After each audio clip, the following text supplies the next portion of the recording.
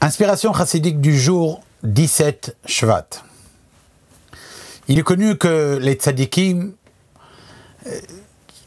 étant dans ce monde, sont en contact également avec ce qui est dans les mondes spirituels, avec les dimensions métaphysiques qu'il y a dans l'univers, qu'il y a dans la création d'Akadosh Baruch Hu. Ce sont des choses qui, pour le commun des mortels comme nous, sont difficiles à comprendre, mais c'est en cela que les tzadikim sont des lucarnes qui nous montrent la présence de Dieu sur terre. L'histoire qui va suivre va être de cette nature-là. Un jour, alors que Rabbi Shneur Zalman était élève chez son maître, le Maggid de Mezrich, Rabbi Dov Ber, le successeur de Baal Shem Tov, son maître, Rabbi Dov Ber, l'appela et lui raconta que alors que lui-même était élève chez son maître, le Baal Shem Tov, Rabbi Israël Baal Shem Tov, il a entendu le Baal Shem Tov faire un développement, un discours chassidique sur le passage de la Gemara qui explique que lorsque le verset dit que Vayashav Hayam, que la mer des jonques, Yamsouf, est revenue le éthanol à sa force première au petit matin, le 7e jour après la sortie d'Égypte, la fameuse célèbre histoire de Kriyat Yamsouf, eh bien la Gemara elle dit que il ne faut pas seulement comprendre que la mer elle est retournée l'éthanol à sa force première, mais également par l'inversion des lettres de ce mot, on a également l'itenao qui veut dire la mer elle est retournée à sa condition, ça veut dire en fonction de la condition qui lui avait été donnée. En effet, la Gemara dit que lorsque Dieu il a créé le ciel et la terre, lorsqu'il a créé le monde entier, Dieu il a fait une condition avec Yam Souf et lui a dit quand mes enfants, le peuple d'Israël viendront et ils devront traverser à travers toi, eh bien tu seras obligé de te pousser et c'est uniquement à cette condition-là que je te crée. Le Baal Shem Tov a fait un développement là-dessus. Et il a expliqué qu'en réalité, c'est la nature même de toute la création du monde.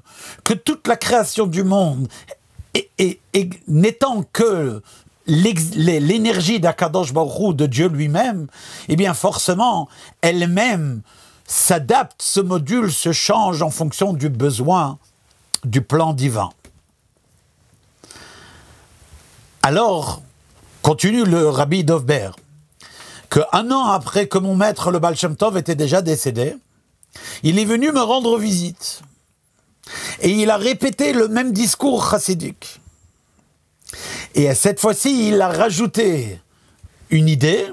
Il a rajouté que c'est ça le sens qu'on dit Osim retzono shel makom, que la création fait la volonté de Dieu, même si ce n'est pas toujours devaro shel makom, la parole de Dieu par laquelle ils ont été créés, car eux-mêmes aussi ont été créés par Dieu. Donc ils pourraient prétendre qu'eux aussi font ce que Dieu dit.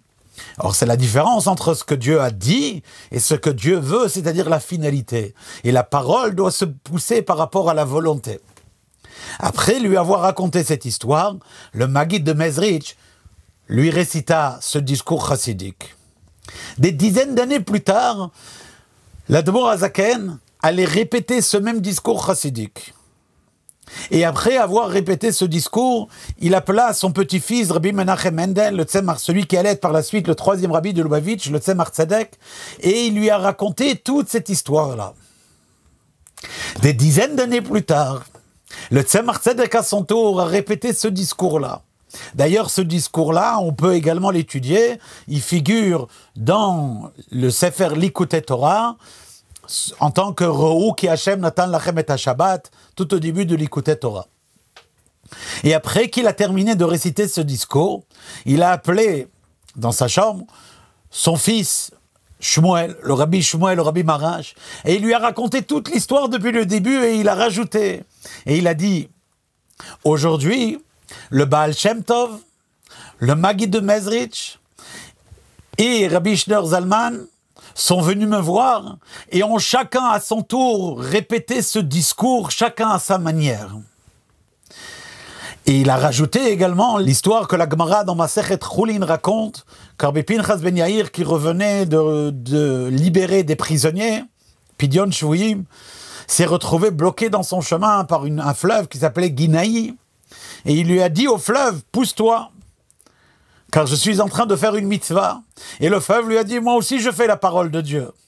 Mais au final, Rabbi Pinchas Ben Yair l'a emporté. Et lui a dit, si tu te pousses pas, tu n'existeras plus. Et donc tout ça, ça a été relié dans cette même histoire.